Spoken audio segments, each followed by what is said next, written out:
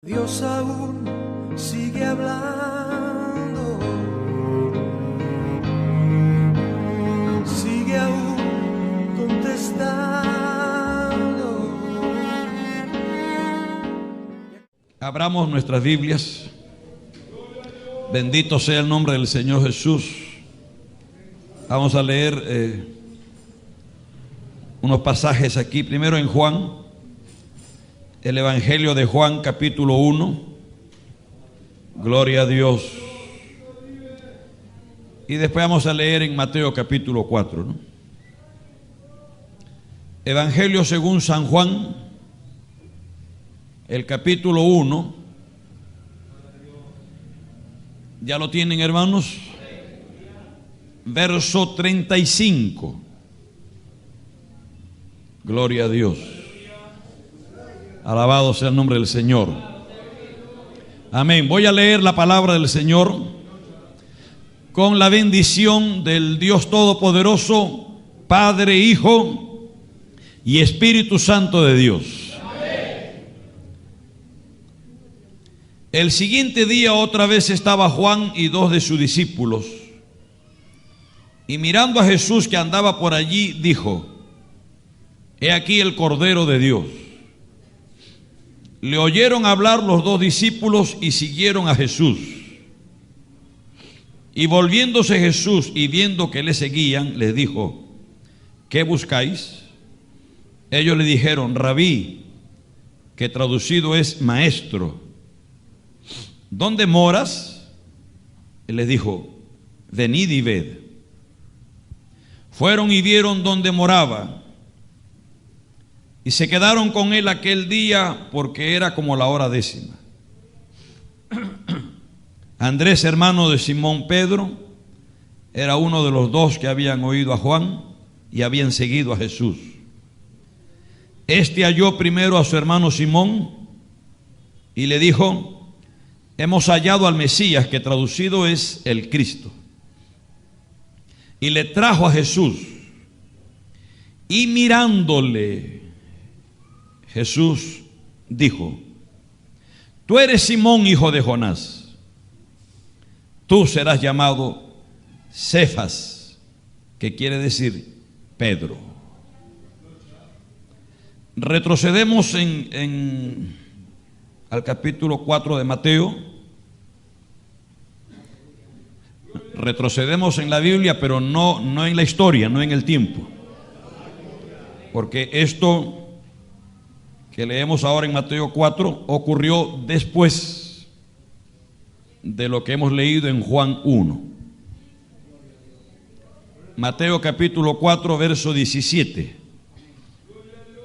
Desde entonces comenzó Jesús a predicar y a decir: Arrepentíos, porque el reino de los cielos se ha acercado.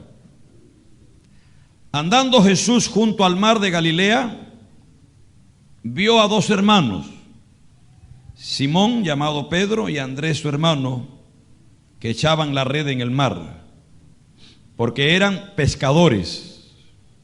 Y les dijo: Venid en pos de mí y os haré pescadores de hombres. Ellos entonces, dejando al instante las redes, le siguieron. Y pasando de allí, vio a otros dos hermanos, Jacobo hijo de Zebedeo y a Juan su hermano, en la barca con Zebedeo su padre, que remendaban sus redes, y los llamó. Y ellos, dejando al instante la barca y a su padre, le siguieron. Y recorrió Jesús toda Galilea, enseñando en las sinagogas de ellos y predicando el evangelio del reino y sanando toda enfermedad y toda dolencia en el pueblo. Y se difundió su fama por toda Siria, y le trajeron todos los que tenían dolencias, los afligidos por diversas enfermedades y tormentos, los endemoniados, lunáticos y paralíticos, y los sanó. Y le siguió mucha gente de Galilea, de Decápolis, de Jerusalén, de Judea y del otro lado del Jordán. Amén. Hasta allí esta poderosa palabra del Señor. Que Dios bendiga nuestras almas, amados hermanos. Dije, Dios bendiga nuestras vidas. El pueblo del Señor en victoria dice. ¿Pueden sentarse, hermanos, unos minutos? Bien, yo quiero hablar en esta mañana con la ayuda del Señor el lema del discípulo.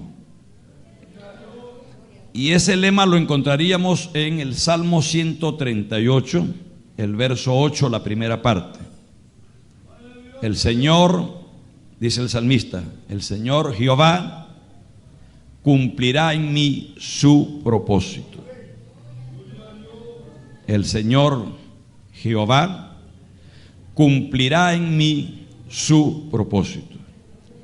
Ese es el lema del discípulo, que a la vez que es una declaración de fe, de confianza, de certeza, de credibilidad, también es una declaración de aliento, porque dice la Biblia que con la boca uno se alienta, se anima, o con la boca también uno puede hundirse, autodestruirse. La boca, hermano, la palabra en sí es muy poderosa, es un arma que Dios ha dado poderosa, hermano.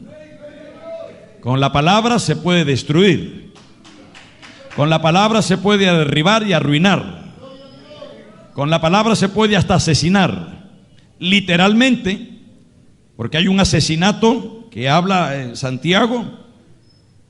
Matáis, dice, matáis y ardéis de envidia. Mataban y se mata calumniando a una persona, difamando a una persona, levantando falso testimonio de una persona. Se asesina las reputaciones de las personas, se asesina moralmente a una persona.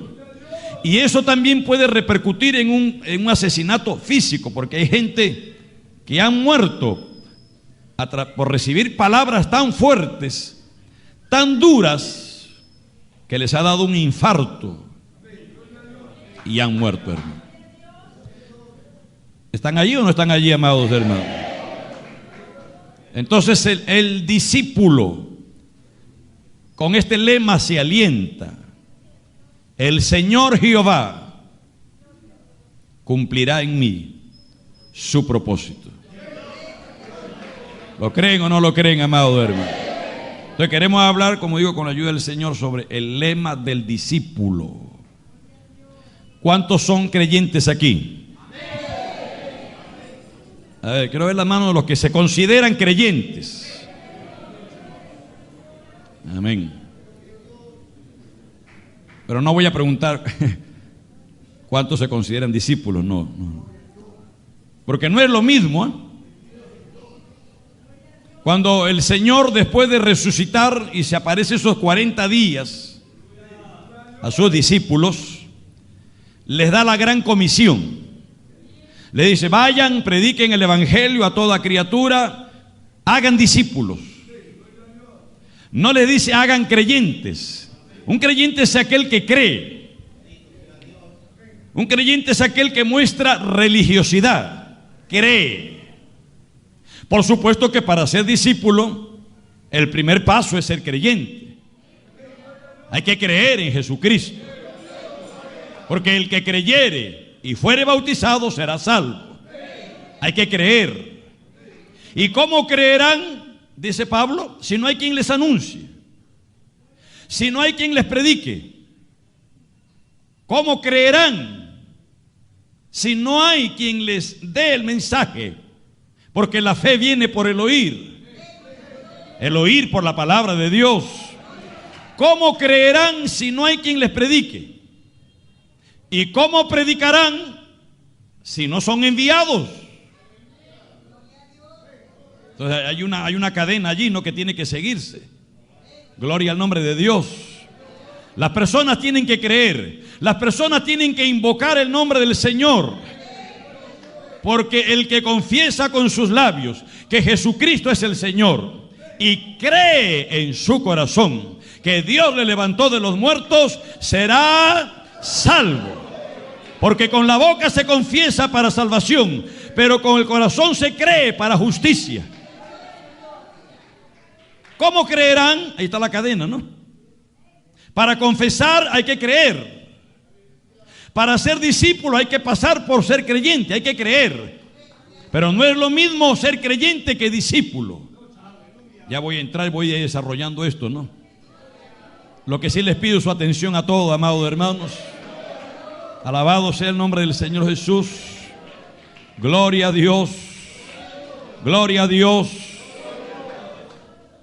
Si no fueren enviados, tienen que ser enviados. Por eso dice Pablo, cuán hermosos son los pies de los que anuncian el evangelio, de los que anuncian las buenas nuevas de paz. Y hablando de Israel dice, pero ¿qué? ¿Ellos no han oído? Es decir, no se cumplió en ellos los requisitos, no han oído. Por supuesto, si el Señor mandó profetas, si el Señor mandó emisarios, el Señor no se ha dejado sin testimonio. El Señor siempre ha tenido una voz que ha anunciado. Juan el Bautista en este tiempo era la voz. Él decía, yo soy la voz, yo soy una simple voz. Detrás de mí viene aquel, decía Juan. Decía Juan, gloria a Dios, aleluya. Alabado sea el nombre del Señor. ¿No han oído? Sí han oído. Y entonces, ¿por qué no creyeron? Por la dureza de su corazón, por su incredulidad. Quiera Dios que no haya dureza de corazón esta tarde aquí. Quiera Dios que no haya incredulidad aquí, en ningún corazón malo de incredulidad, que brote una raíz de amargura y le vaya a estorbar. Quiera Dios que podamos ser dóciles esta tarde a oír el llamado de Dios. Discípulo viene de nuestro término disciplina, que su significado es poner en orden o poner un orden en nuestra vida. Gloria a Dios. Como digo, el creyente muestra religiosidad, pero el discípulo muestra el evangelio. El discípulo muestra a su Señor. El creyente muestra que es religioso. Pero sí hay que pasar por esa etapa. No se puede ser discípulo si no se ha creído en Él. Hay que creer en Él. Hay que creer que Él es el Señor.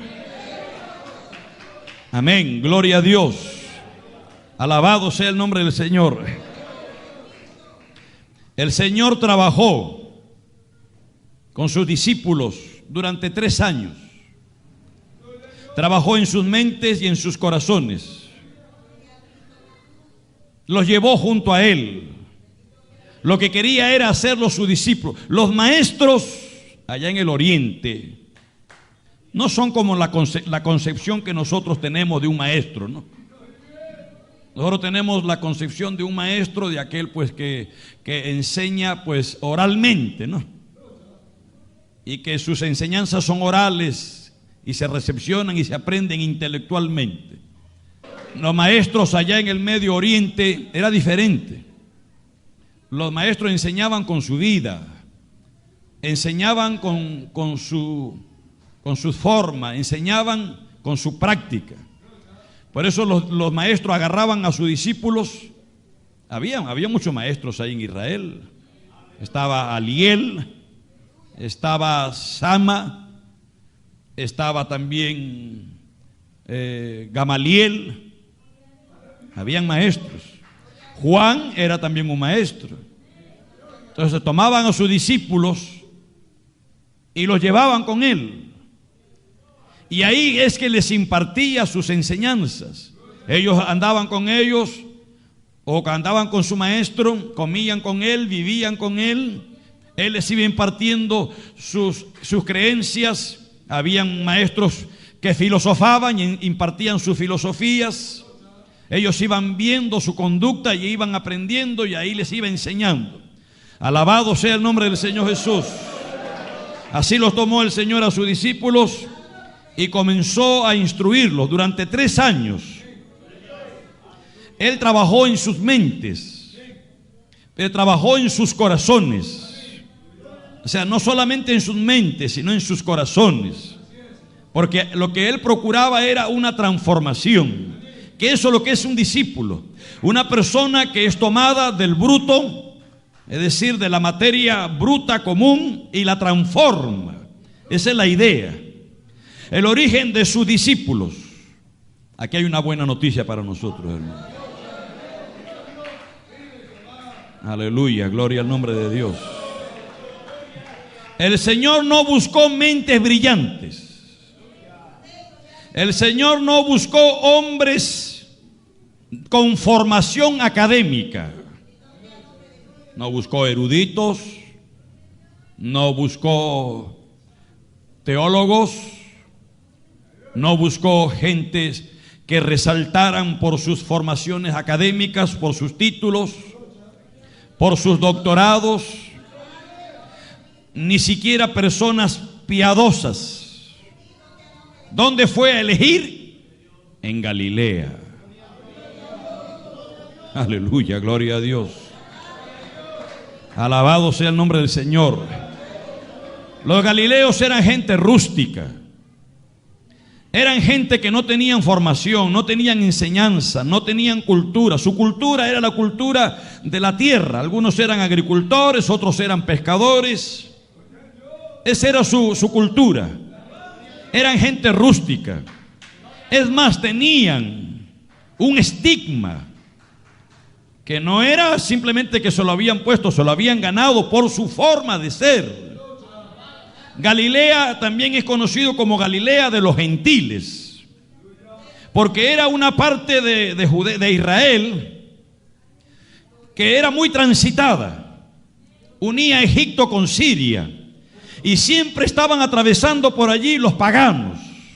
Siempre tenían contacto con los paganos, con los pecadores. Por eso es que a Galilea se le conoce como Galilea de los gentiles. Galilea de los pecadores. Era parte del territorio judío. Pero lo menospreciaban a los galileos. De allí que entonces los religiosos le decían a Nicodemo, gloria al nombre de Dios. Alabado sea el nombre del Señor Jesús. Nicodemo cuando sale a defender. Vamos un momentito, no me quiero. Aquí mismo en Juan, pero vamos al capítulo 7. Aleluya. Verso 40. Entonces algunos de la multitud, oyendo estas palabras, decían: verdaderamente este es el profeta. Otros decían: este es el Cristo. Pero algunos decían: ¿de Galilea ha de venir el Cristo? ¿No dice la Escritura que del linaje de David y de la aldea de Belén, de donde era David, ha de venir el Cristo? Hubo entonces disensión entre la gente a causa de él. Y algunos de ellos querían prenderle, pero ninguno le echó mano. Los alguaciles vinieron a los principales sacerdotes y a los fariseos. Y estos le dijeron: ¿por qué no le habéis traído? Los alguaciles respondieron: jamás hombre alguno ha hablado como este hombre. Entonces los fariseos le respondieron: ¿también vosotros habéis sido engañados? ¿Acaso ha creído en él alguno de los gobernantes o de los fariseos? Se estaban olvidando de Nicodemo, que hay más adelante. Mas esta gente que no sabe la ley, maldita es. Señor. Les dijo Nicodemo, que era uno de ellos, que vino a él de noche, el cual era uno de ellos: ¿juzga acaso nuestra ley a un hombre si primero no le oye y sabe lo que ha hecho? Y le respondieron y le dijeron: ¿eres tú también Galileo? Ese término así despectivo. Escudriña y ve que de Galilea nunca se ha levantado profeta. La ignorancia es bien atrevida, hermano. Y estos eran bien ignorantes. El Señor mismo tuvo que decirles: erráis porque ignoráis. La ignorancia es atrevida. Mire, los más contumaces, los más atrevidos, los más agresivos son gente ignorante, hermano. Aleluya, gloria al nombre de Dios. Escudriña y ve que de Galilea nunca se ha levantado profeta. Que estaban ignorando ellos. Jonás era Galileo. El profeta Jonás había sido Galileo. Sí, por eso digo, los ignorantes son siempre los más atrevidos. Los ignorantes son los más agresivos. Los ignorantes son los más bravucones, pero también son los más cobardes. ¿No lo cree usted? Gloria a Dios. Ahí están los fariseos. Ellos mandaban gente, no iban ellos. Mandaban gente, mandaban a los alguaciles, levantaban falsos testimonios y levantaban gente de baja calaña, de baja reputación. Ellos no lo hacían, tenían temor. Vamos a Primera de Corintios. Primera de Corintios capítulo 1, verso 26. Pues mirad, hermanos, vuestra vocación, que no soy muchos sabios según la carne, ni muchos poderosos, ni muchos nobles, sino que lo necio del mundo escogió Dios para avergonzar a los sabios, y lo débil del mundo escogió Dios para avergonzar a lo fuerte, y lo vil del mundo y lo menospreciado escogió Dios, y lo que no es para deshacer lo que es, a fin de que nadie se jacte en su presencia. Nadie se jacte en su presencia. Gloria a Dios. ¿Qué nos quiere decir con esto? Porque ese pasaje que hemos leído en Corintios nos sirve para dilucidar lo que estamos hablando. ¿Qué es lo que el Señor nos da a entender? Si el Señor hubiera estado buscando mentes brillantes, hombres con formación académica, eruditos, gente piadosa, respetable, Él se hubiera ido a Jerusalén, donde se encontraban ese tipo de personas. Pero Él fue a Galilea, que dicho sea de paso, Nazaret era de Galilea. Y cuando le dicen a Natanael, Felipe le dice, hemos hallado al Cristo, el Mesías, a Jesús de Nazaret. Natanael le dice, ¿de Nazaret puede salir algo bueno? ¿De Galilea puede salir algo bueno? ¿De Villa El Salvador puede salir algo bueno? Algo más o menos así. Alabado sea el Señor. ¿Por qué fue a Galilea? No es que el Señor menosprecie o que el Señor rechace esas formaciones, porque Pablo era un hombre brillante. Académicamente hablando, el hombre era un erudito, era un hombre preparado. Y era de la nobleza también, ¿eh? Alabado sea el nombre del Señor. Porque este se cree que había sido Saulo. Había pertenecido al Sanedrín. No es que el Señor haga a un lado, pero cuando se ponía a visualizar, a evaluar, no todos eran nobles, había muy pocos. No todos eran sabios, había muy poquísimos. ¿Qué es lo que nos da a entender el Señor? Que para el Señor esto no es lo primordial. Estas cosas, estas formaciones intelectuales de nobleza, esto no es lo primordial. El Señor lo que busca son personas dispuestas a seguirlo a Él, personas dispuestas a obedecerle a Él, personas dispuestas a amarlo a Él con toda su alma y permitirle que Él obre en su vida. Eso es lo que el Señor quiere y está buscando. El único informe, la única formación religiosa que tenían los galileos era cuando asistían a la sinagoga los sábados. Nada más, ahí es que percibían. Después, por sus labores que mantenían, sus jornadas en el campo, sus jornadas en la pesca, casi les hacía difícil, imposible. Tenían que comer en el campo, tenían que comer al lado de la barca. Esto les impedía guardar esos rituales tan monótonos y exigentes de los fariseos. Por eso es que la tenían esa gente como maldita, a los galileos. Usaban ese término en forma despectiva. Con los pecadores come y con ellos se reúne, es decir, con los galileos. Alabado sea el nombre del Señor. Habían características que identificaban a los galileos. La gente los conocía, su forma de hablar. Ahí en el patio, cuando estuvieron al Señor ya para crucificarlo, una muchacha le dice a Pedro: tú eres galileo, tu forma de hablar te delata. Aleluya. El día del Pentecostés, hasta el ángel les hace recordar y le dice: varones galileos, ¿qué estáis mirando? Y después que cayó el poder del Espíritu Santo, las multitudes que se reunieron estaban, dice, atónitos, asombrados, y decían: ¿no son estos galileos? Entonces, ¿cómo les oímos hablar en nuestras lenguas las maravillas de Dios? Esta es la buena noticia, amado hermano y hermana, que todos los que estamos aquí somos candidatos a ser discípulos del Señor. ¡Qué bueno! ¿Te alegras o no, amado hermano? No es lo mismo ser creyente que discípulo. Hay que pasar, sí, por esa etapa de ser creyente, pero no nos podemos quedar allí. Tenemos que avanzar a ser discípulos. Gloria al nombre de Dios. Yo quiero ver 4 rasgos solamente de lo que es un galileo, de lo que es Pedro. Pedro es el típico galileo, el típico hombre de brusco, el típico galileo, Pedro.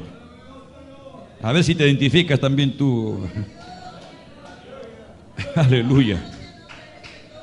Gloria al nombre del Señor. Pedro era impulsivo. Una persona impulsiva es aquella que se maneja por las emociones y no por el razonamiento. Una persona impulsiva es lo opuesto a una persona reflexiva. La persona reflexiva primero piensa y después actúa. El impulsivo actúa y después piensa. Dios mío. Es decir, se deja llevar. Es muy voluble. Fácilmente se arrebata. Fácilmente actúa. Y después que actuó, ay, Dios mío, mejor me voy para atrás, marcha atrás, dice. No debía haberlo hecho. No debía haber actuado. No debía haber hablado. Aleluya, gloria a Dios. Cristo vive, hermano y hermana. Pero la buena noticia es que Pedro, el impulsivo, ya voy a llegar a eso todavía, gloria a Dios. Pedro era jactancioso. Pedro fue el único de los discípulos que se animó, mejor dicho, a llamar a Jesús aparte y corregirlo. El único. El Señor le había dicho: bienaventurado eres Simón, hijo de Jonás. Simón. Todos los evangelios, usted lo va a ver en todos los evangelios, en todos esos 3 años, siempre el Señor: Simón, Simón. Gloria a Dios. Aleluya. Simón, hijo de Jonás. Alabado sea el nombre del Señor.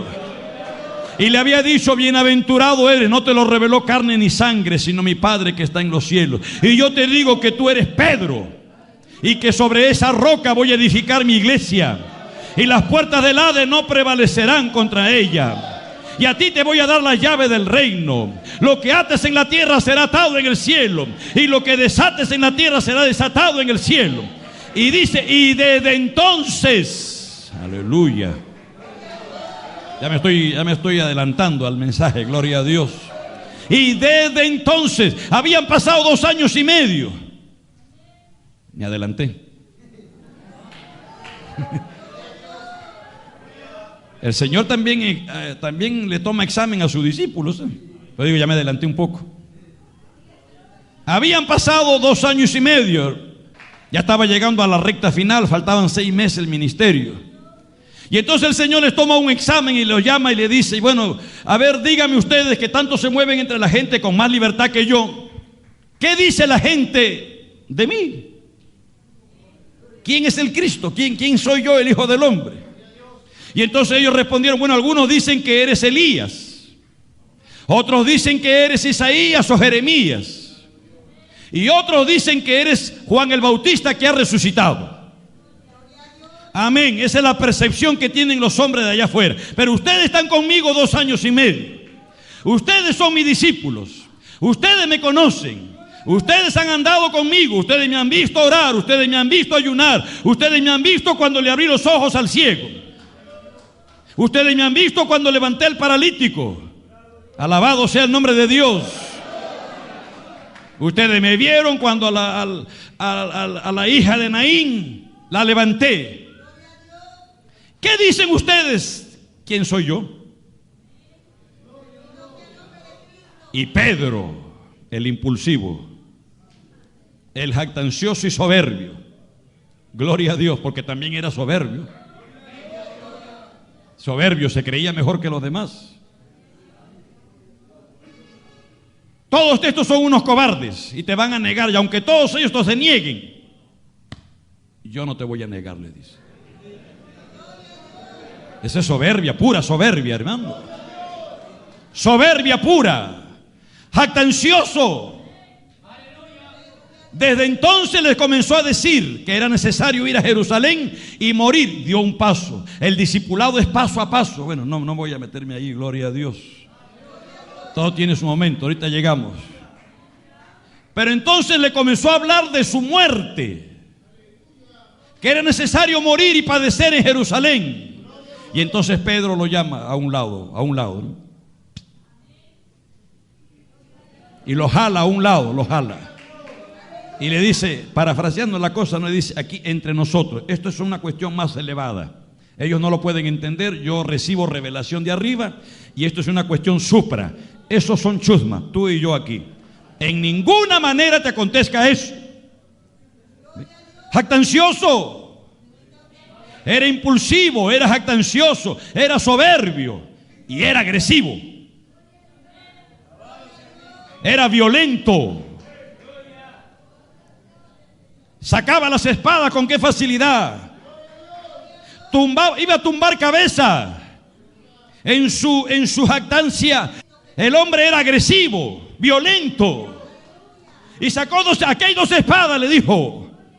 Que el Señor tuvo que decirle, guarda tu espada. ¿Acaso yo no tengo poder para mandar a venir una legión de ángeles? Y mi Padre me mandaría una legión de ángeles para defenderme. Guarda esa espada. El que espada mata, espada morirá también. Pero el hombre no sabía eso y sacó la espada. Iba a tumbar cabeza. Pero como él era diestro en las redes, no con la espada, no le pudo cortar la cabeza a Malco. Dios tiene un propósito divino. Siempre en las cosas que Dios hace tiene un propósito. El Señor Jehová cumplirá su propósito en mí. Dios nunca hace las cosas al azar, ni por casualidad. Nadie está de sobra aquí. Aquí están los que deberían estar. Hoy día. Ni uno más ni uno menos.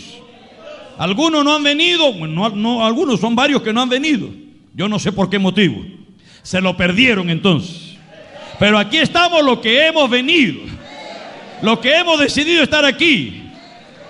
Ni uno más ni uno menos. Me refiero a este día. Pero también me refiero como nuevo amanecer. También. Habrán otros que se van a ir añadiendo. Que el Señor va a ir salvando. El Señor va a ir trayendo, porque Él es el que añade a la iglesia. La cuestión está en que no hacen nada al Señor sin propósito. Hay un propósito en todo. Y eso lo entendió el salmista. Eso lo entendió el patriarca Job. cuando no le atribuyó despropósito alguno a Dios. A pesar que él no conocía lo que conocemos nosotros, él no tenía la escritura como la tenemos nosotros, él no tenía lugar de congregación como nosotros nos congregamos, no tenía un pastor, un predicador al frente como tenemos nosotros, no tenía todo lo que tenemos nosotros a nuestro alcance, toda la materia, una internet para poder, un vasto universo, hermanos, de conocimientos a nuestro alcance. Él no tenía nada de eso. Sin embargo, el hombre conocía a Dios. Era un adorador de Dios. Para ser adorador hay que conocer a Dios. Mucha gente que vive saltando y brincando por allí, y gente que vive cantando y alabando a Dios, dicen que alabando a Dios, pero no conocen a Dios. ¿Por qué lo digo? Su forma de vivir, su forma de andar, su forma de ser. Esa carta habla mal. Las cartas que son de Cristo son cartas abiertas, conocidas y leídas por todos. Esa gente habla mal, su testimonio es malo, no conocen a Dios. El que conoce a Dios es un adorador. Puede levantar la mano y decir gloria a Dios. Aleluya. Alabado sea el Señor.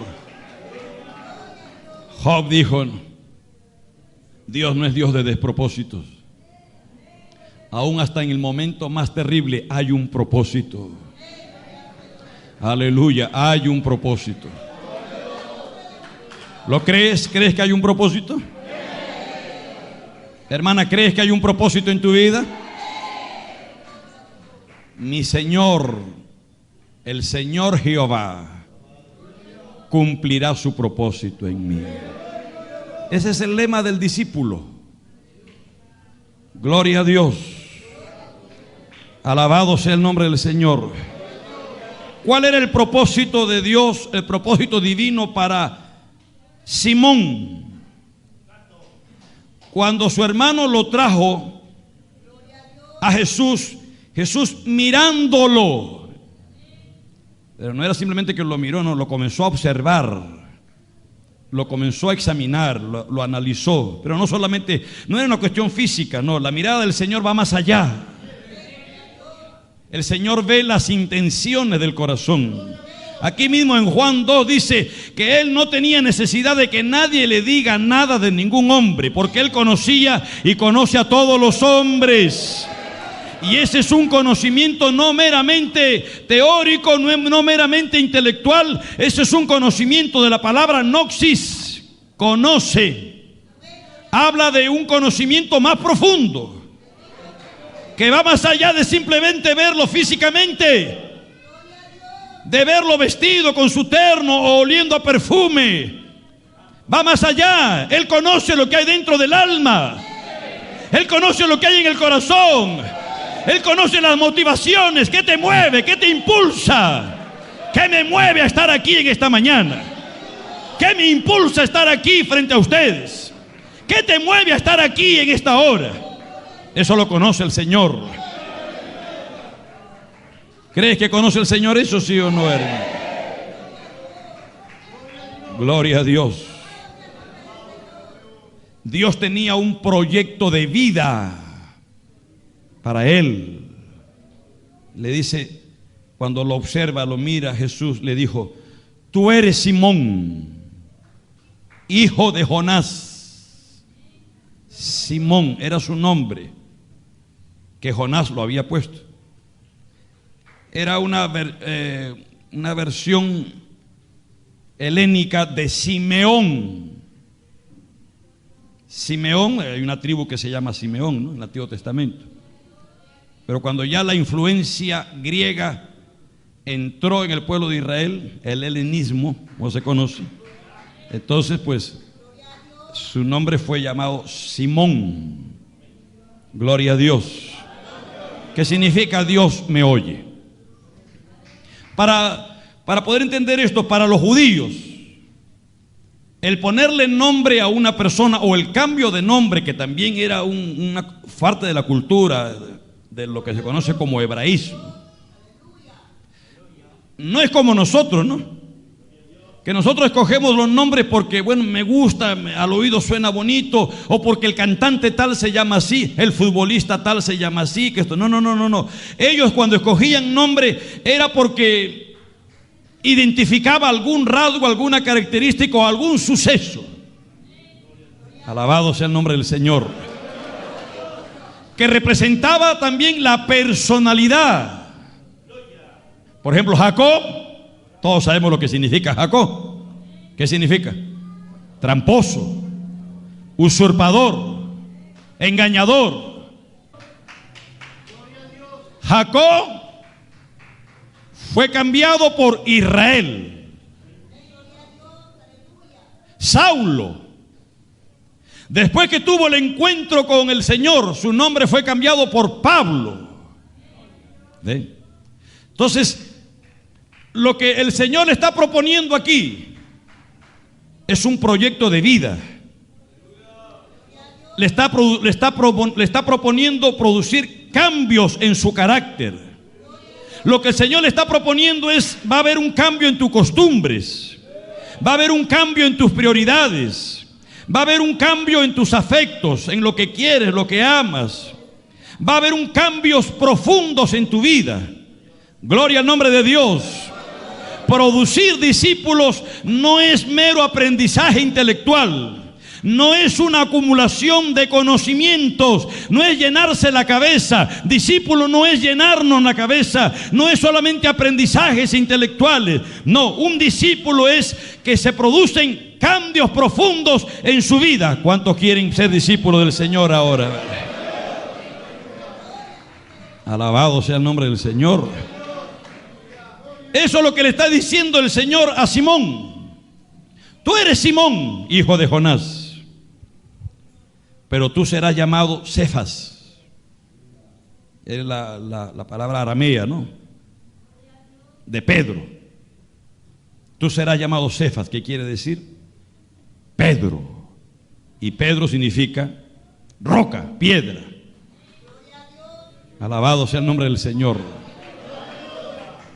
O sea, le está diciendo, tú eres impulsivo, tú eres orgulloso, tú eres un hombre vigoroso, eres un hombre violento, pero yo te propongo un cambio.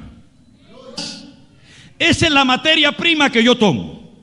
Violento, impulsivo, jactancioso, agresivo, orgulloso. Yo recibo esa materia prima, yo no te desecho. Esa es la buena noticia. Él no nos desecha, Él nos toma. Él tomó a los galileos. Pero te propongo un cambio. Te propongo llevarte por el camino del discipulado. Te propongo llevarte como discípulo, e instruirte, enseñarte, cambiar tus costumbres, cambiar tu carácter, cambiar tu temperamento, cambiar tus afectos y convertirte en un hombre estable. Convertirte en lo que yo quiero que seas. Convertirte en uno que dirija a mi pueblo, convertirte en Pedro, convertirte en piedra, convertirte en fortaleza para mi pueblo. ¿Qué dices tú, Simón? Ahí está la propuesta. Alabado sea el nombre del Señor. Si nosotros vamos a Romanos 12:2,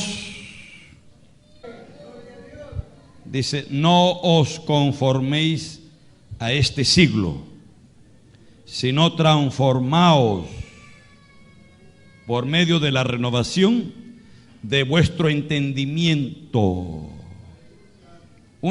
Otra versión, una versión más dinámica, diríamos, de este verso sería: cambien su manera de pensar para que así cambien su manera de vivir. Cambien su manera de pensar para que así cambien su manera de vivir. Cuando vamos a Efesios, capítulo 4, estamos hablando del lema del discípulo. Capítulo 4, verso 22 de Efesios.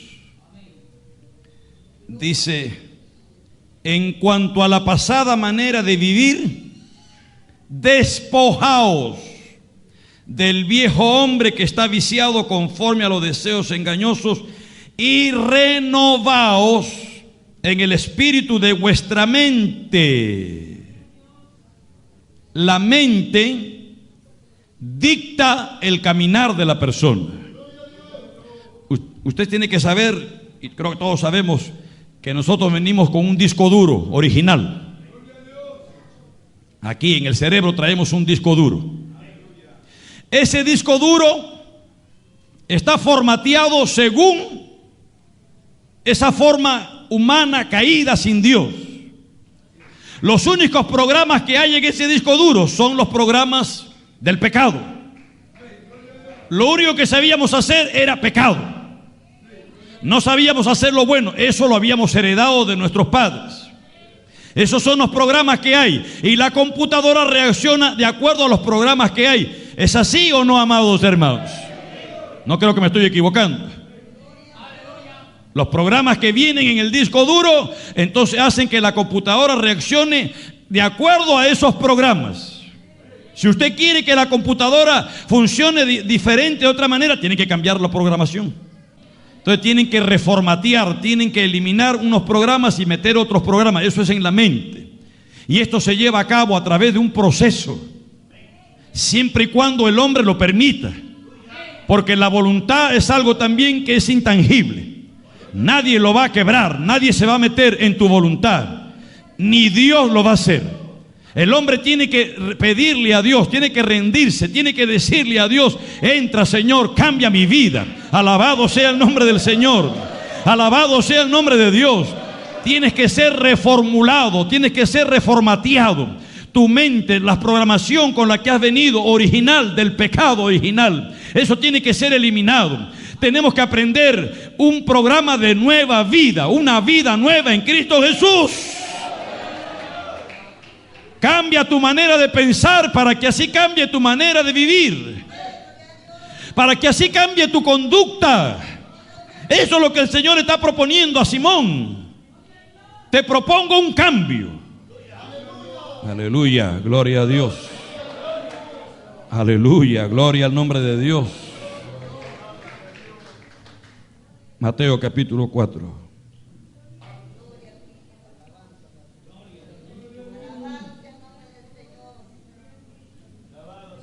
Ese primer encuentro sirvió para marcar la pauta,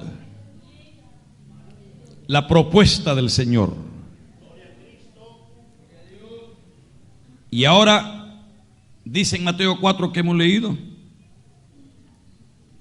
desde entonces comenzó Jesús a predicar y a decir: arrepentíos, porque el reino de los cielos se ha acercado. Andando Jesús junto al mar de Galilea, vio a los dos hermanos, Simón llamado Pedro y Andrés su hermano, que echaban la red en el mar, porque eran pescadores. Y les dijo: venid en pos de mí, y os haré pescadores de hombre. Alabado sea el nombre del Señor. En ese primer encuentro, la propuesta era un cambio de carácter. Te propongo cambiar tu vida. Así como estás, no me sirves. Así como eres, no te puedo usar. Así como actúas impulsivo, no puedes ser bendición. No vas a ser bendición. Así como eres orgulloso, vengativo, que no perdonas con facilidad, no puedes ser bendición a tus hermanos. No vas a poder cambiar tú con tus fuerzas. Te propongo yo hacerlo, dice el Señor. Aleluya, gloria al nombre de Dios. Alabado sea el nombre del Señor. En este segundo encuentro lo que le propone ya es encomendarle una tarea. En realidad aquí es que empieza el discipulado. Ahora lo encuentra y le dice: estaban ahí en las redes pescando, ya la propuesta estaba lanzada y ellos estaban dedicados a sus labores. Él era pescador, era rudo el hombre, fuerte, Tener que, hermano, desarmar todas esas redes todos los días. Tener que bogar mar adentro toda la noche, madrugada. Peinar, barrer todo el mar. Esa era la forma, esas redes. A través de 2 barcas iban con las redes peinando y peinando para cazar los peces. ¿Me están escuchando, hermanos y hermanas? Esa era la labor que se desarrollaban ellos todos los días. Al amanecer tenían que recoger las redes. Los muchos o pocos peces que hubieran recogido tenían que ser desviscerados, vendidos. Esas redes tenían que ser lavadas, recogidas y guardadas para el día siguiente. Ellos estaban dedicados a sus labores y ahora el Señor le dice a Pedro: ven en pos de mí y te voy a hacer pescador de hombres. Sígueme. Si me sigues, podemos caminar junto el camino hacia Pedro. Y yo voy a hacer la labor que te he propuesto. Porque Dios, mi Señor, es suficiente para llevar a cabo lo que Él ha decidido. Mi Señor Jehová cumplirá en mí su propósito. Él tiene la capacidad, Él tiene la voluntad, Él tiene las armas, Él lo va a hacer. No va a ser fácil, no va a ser sencillo. El inicio del discipulado, el despegue. Usted sabe que la parte crítica de todo vuelo es el despegue de los aviones y también el aterrizaje. ¿Sabía usted eso? La gente cuando está en el aire y el avión en la turbulencia comienza a sacudirse, se asustan. Pero no, es cuando más seguro está en el aire el avión. Porque el avión está preparado para esas turbulencias. Allá arriba no hay problema, el avión se está manejando, se manipula, gloria a Dios. Y los pilotos a veces están todos frescos ahí conversando, riéndose, pero cuando llega la hora del despegue, ya bueno, todo el mundo a sus asientos, abrochen sus cinturones, vamos a despegar. Y el piloto se olvida de todo y se enfoca en todos los mecanismos, en la voz del que está allá también en la torre, en el radar, y en todo se enfoca, porque es la parte más difícil, la parte crítica, el despegue. Tiene que evaluar las cargas que tiene, que hayan sido puestas correctamente, los motores para nivelar esas cargas. Es decir, tiene que estar totalmente enfocado. Y cuando le dan el aviso tiene que correr, y cuando llegue el momento preciso tiene que despegar sí o sí, porque si no despega. Ay, ay, ay, ay.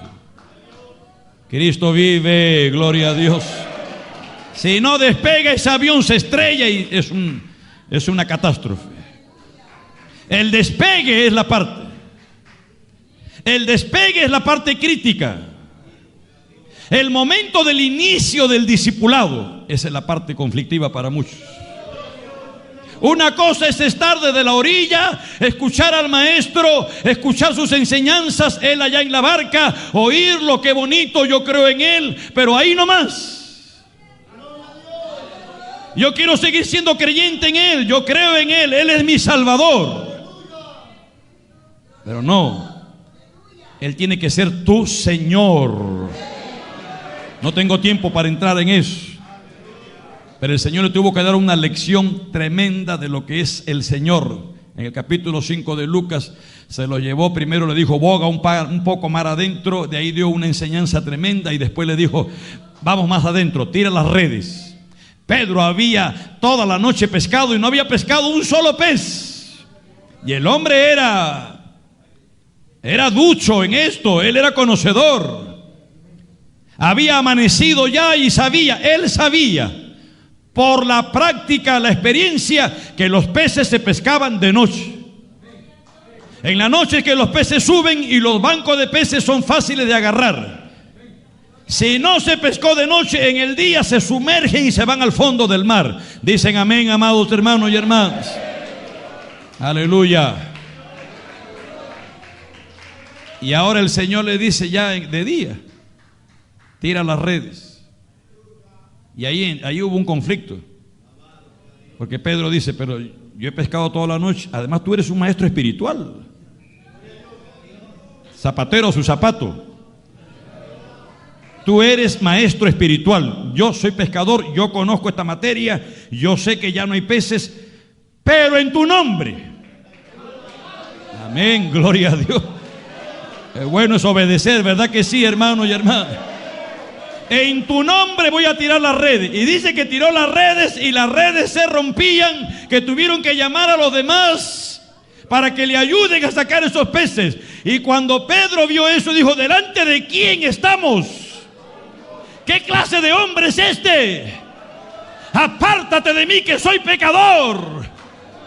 Estaba delante del Señor. No solamente mire, Salvador se le menciona en el Nuevo Testamento 16 veces, pero Señor 450 veces. No se puede simplemente creer como Salvador, tiene que ser el Señor de tu vida. El día del Pentecostés, el sermón del Pentecostés, Pedro se levantó y le dijo: sepa ciertísimamente la casa de Israel que ustedes mataron al Salvador de la vida, pero Dios lo ha hecho Señor y Cristo. Cuando oyeron esto del Señor, se compungieron de corazón y le dijeron: ¿qué haremos? Gloria a Dios. Tienes que conocerlo como Señor. Si tú no lo has conocido como Señor, ¿cuánta gente hay, hermano? Tan ligeramente toman las cosas de Dios, tan fácilmente toman las cosas sagradas de Dios. Por eso es que tenemos hoy un auge de predicadores, y algunos son sinvergüenzas, porque lo toman esto como fuente de ganancia. Es un pecado gravísimo. Esto es algo muy serio. Jesucristo es el Señor. Esa fue la base, esa fue la piedra. Ahora el Señor dice: no todo el que me diga Señor, Señor entrará en el reino de los cielos. No todo el que me diga Señor, Señor. Porque en aquel día muchos me dirán: Señor, yo hice milagro en tu nombre. Y el Señor le va a decir: nunca te conocí, obrador de maldad, apártate de mí al fuego eterno. No es llenarse la boca, no es decir es el Señor, es que Él sea el Señor de tu vida. Eso quiere decir que Él gobierne tu vida, que Él gobierne todas las áreas de tu vida, que tú no puedas hacer nada ni haces nada si no pides y consultas con tu Señor. Eso eres tú y yo. Digo, eso debemos de ser. Tenemos que ser siervos. Él es el Señor y nosotros somos siervos. Él defendió su señorío. Él les dijo aquella noche del cenáculo: ustedes me llaman maestro y Señor, y bien dicen, porque lo soy. Jesús es el Señor. Jesús es el Señor. Dios le ha dado un nombre que es sobre todo nombre, para que en el nombre de Jesús, el Señor, toda rodilla se doble y toda lengua confiese que Jesucristo es el Señor.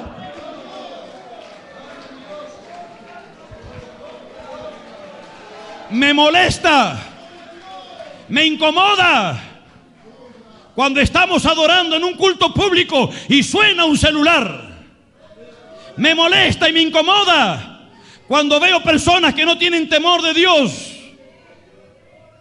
y contestan los celulares en el templo. Es porque no entienden lo que es el señorío de Dios. Estamos en la presencia del Señor. Este lugar es sagrado porque el Señor está aquí. Isaías tuvo una visión tremenda del señorío y la potencia de Dios. Y dijo: ay de mí, que soy hombre muerto, porque soy un hombre de labios inmundos. Sin embargo, mis ojos han visto al Señor. Él es el Señor. El inicio, el despegue, es la parte crítica. El Señor le había dicho: yo voy a hacer de ti, Pedro, Jonás, Simón, hijo de Jonás, voy a hacer de ti, Pedro. ¿Aceptas? ¿Aceptas encaminar conmigo esta aventura, si se puede llamar así? Yo voy a realizar mi propósito en ti, pero ¿aceptas? Ven en pos de mí y voy a ser un pescador de hombres de ti. Voy a hacer de ti lo que te he dicho que voy a hacer, un hombre estable. ¿Pero aceptas? No va a ser fácil. No va a ser sencillo el camino del discipulado. A veces hay momentos de alegría, de jolgor, pero hay momentos también en que tenemos que entrar en la balsa y se levantan las tormentas. Todos tenemos la tendencia y hemos sido hechos para estar en tierra. No hemos sido hechos para estar en el agua, ni para estar en el aire, porque si hubiéramos sido fabricados para estar en el aire, tuviéramos alas. Si hubiéramos sido hechos para estar en el agua, tuviéramos agallas.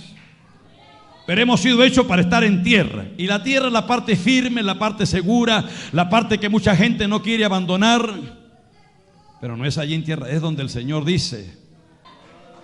Y hay momentos en que uno está en la barca y se levantan tormentas. Se levantan momentos durísimos y difíciles en la vida del discípulo. No todo va a ser color de rosa. Van a venir tormentas en tu vida.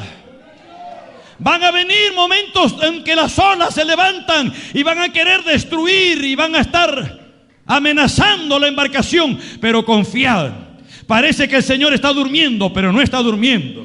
De repente, en medio de la tormenta, el Señor se pone en pie y manda a todo a ponerse en calma. Él es el Señor.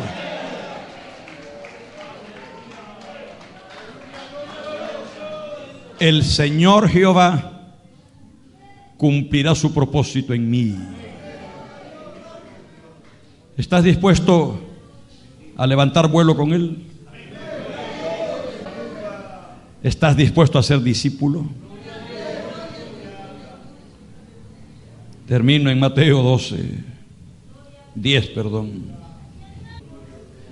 Mateo 10, verso 16. El discipulado y el sufrimiento. He aquí yo os envío como a ovejas en medio de lobos.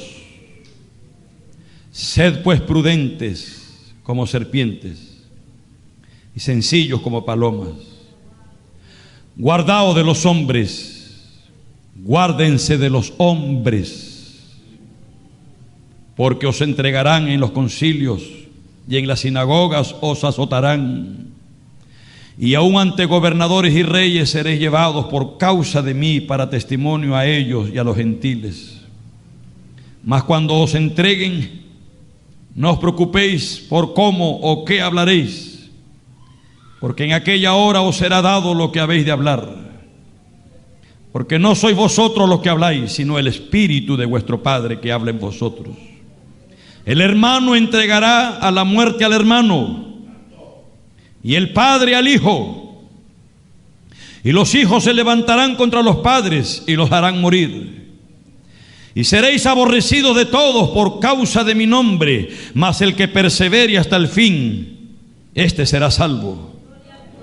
Cuando os persigan en esta ciudad, huid a la otra, porque de cierto os digo que no acabaréis de recorrer todas las ciudades de Israel antes que venga el Hijo del Hombre. El discípulo no es más que su maestro, ni el siervo más que su señor. Bástale al discípulo ser como su maestro y al siervo como su señor. Si al padre de familia llamaron Beelzebú, ¿cuánto más a los de su casa? Si a Cristo, el árbol verde, le hicieron todo lo que le hicieron, ¿quiénes? Los religiosos, los líderes religiosos. Si al padre de familia lo llamaron Beelzebú, príncipe de los demonios, ¿qué no será con ustedes? Que te digan a ti endemoniado, maldito, degenerado, ¿qué importa? Si es mintiendo, si a Jesús. Además, yo soy discípulo del Señor. Y el discípulo tiene que soportar todo eso por amor a su Señor. El creyente de lejos nada más. El creyente se conforma con creer en Él. No, sí, muy lindo, muy bonito, amén, pero ahí nomás. muy agradable, todo muy lindo, amén, amén, amén, gloria a Dios. Pero allí no da el paso, el despegue, la parte crítica. Por eso es que habían hasta discípulos y discípulos. Porque ahí vemos a un llamado discípulo que estaba calato envuelto en una sábana y lo seguía de lejos. Cuando tuvo que salir huyendo estaba desnudo. El discipulado tiene altibajos, tiene momentos muy hermosos, se remonta uno, pero hay momentos en que también somos derribados y alternamos entre el gozo y las tribulaciones, las pruebas. Ese es el problema que muchos, y que el Señor dijo, llamando a los discípulos, le dijo: saquen cálculos. Tampoco no es una cuestión de aventarse por emocionalismo, no. Siéntate y evalúa y calcula. Nadie edifica una torre si primero no se sienta y calcula si le va a alcanzar. Si vas a meterte en esto, que esto es algo serio, si vas a asumir el reto y vas a despegar, calcula el costo. No vaya a ser que empieces y después en el camino digas: no, fue ligereza mía. Porque el que pone su mano en el arado no puede mirar para atrás. El que ama padre y madre más que a mí no puede ser mi discípulo. Hay que amarlo a Él sobre todas las cosas. Por eso es que no eran muchos los discípulos. Parecían muchos. Aún después de la resurrección, 500 estaban ahí en el monte cuando Él ya se iba. ¿Cuántos llegaron al aposento alto? 120. Muchos son llamados, pocos escogidos.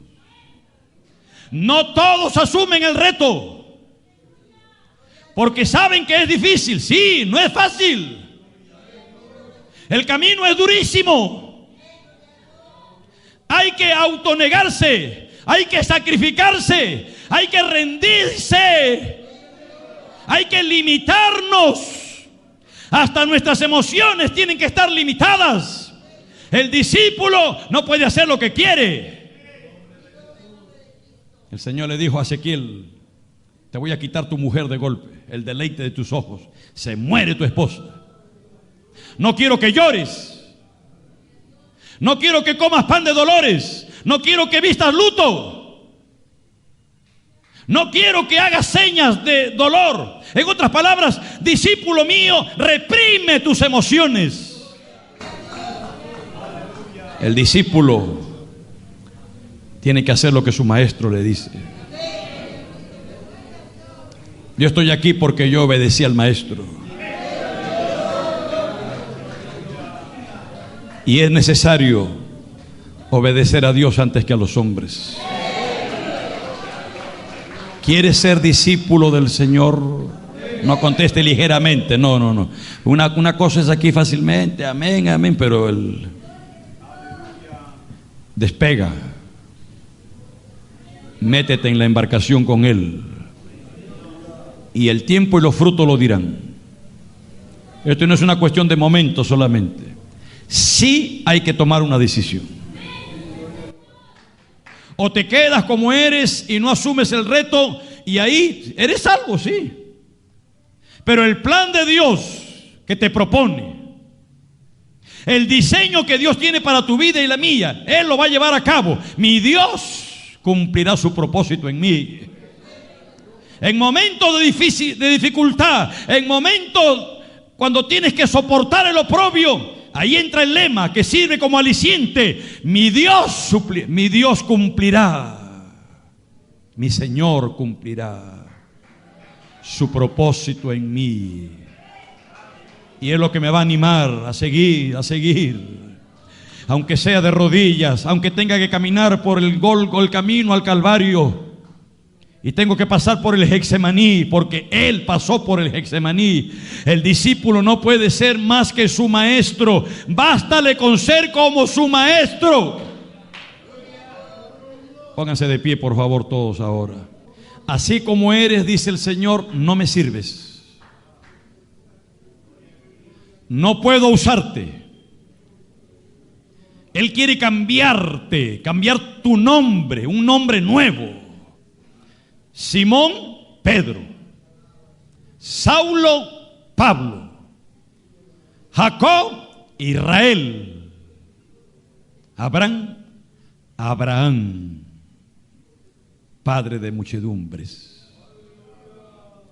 Él quiere darte el carácter. Él quiere darte la naturaleza de Él. Él quiere impartirte su naturaleza. Él quiere forjar en ti. Aleluya. Solo que tú se lo permitas. El Señor te dice, ven. ¿Vienes? Es voluntario. Ven. ¿Vienes? Te dice el Señor, ¿vienes? Si vienes, caminamos junto el camino hasta Pedro. Yo voy a cumplir mi propósito en ti, dice el Señor. Yo lo voy a hacer. Yo lo voy a hacer, dice el Señor. Lo voy a hacer, lo voy a hacer. Aunque nadie dé un centavo por ti, el Señor te da un voto de confianza. Sí se puede. Sí, depende de ti. ¿Quieres mantenerte ahí a la distancia? Bueno, es decisión tuya. Pero te pierdes toda la travesía. Aleluya. Yo he llegado hasta aquí. Son casi 30 años. No ha sido fácil para mí, pero mi Dios está cumpliendo su propósito en mi vida. Y cada día, aun cuando duermo, el Señor no duerme. No se dormirá el que te guarda. Él no duerme. Aleluya. Gloria. Aquellos que quieren y deciden en esta hora iniciar la travesía, iniciar el discipulado, no es una cuestión de emoción del momento. Yo quiero verlo en tu vida. No son tus palabras, no es lo que tú me digas. No quiero oírte hablar, quiero verte. Aquí hay un altar. Aquí hay un altar. Todo el que quiera voluntariamente.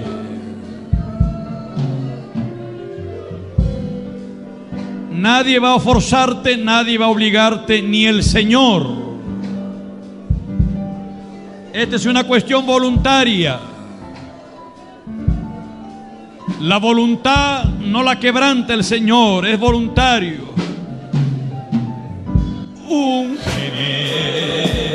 Señor, úngeme, que yo pueda ver lo que estás haciendo en mí. Canta conmigo. Y úngeme, Señor.